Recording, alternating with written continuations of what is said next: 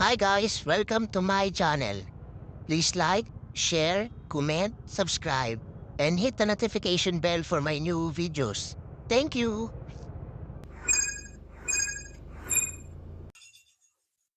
Hi guys, welcome to my channel. So ngayon guys, meron tayong parcel galing kay TikTok Shop.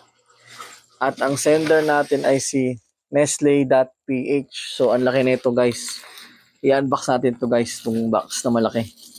Dito ka na bubutasin. Kasi napakalaki ng box. Hindi, wow. So guys, si Nestle PH is legit guys. Naka-order na ako rito guys ng ilang beses eh. So i-unbox natin uli kung talagang legit. Or baka ibang Nestle PH to. Pero actually guys, minsan nga may pa-previous pa nga to si ano guys eh. Si Nestle.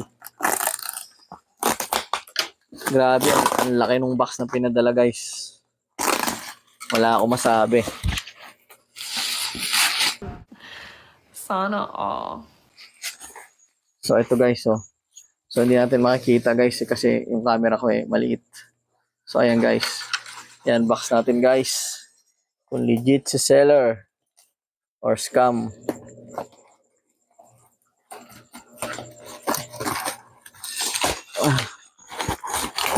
Oh my, ang laki.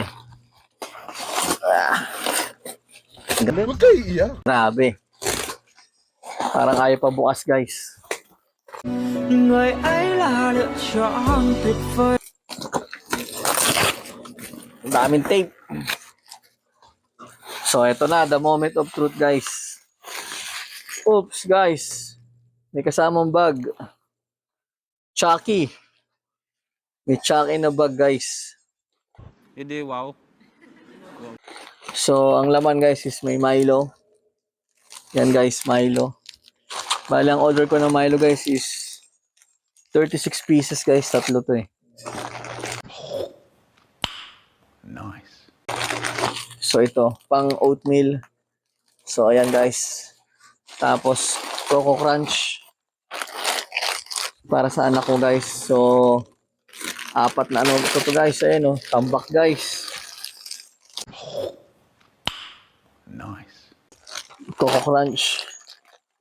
Tapos guys, meron pa.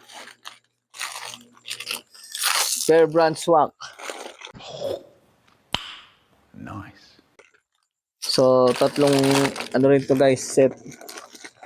And lastly, eto na, ang Chucky guys.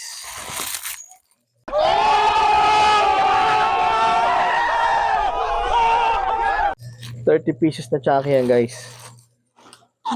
So, tama ba? 6? Oh yes, 36 pieces guys. So, legit to guys si Nestle PH. Thank you for watching.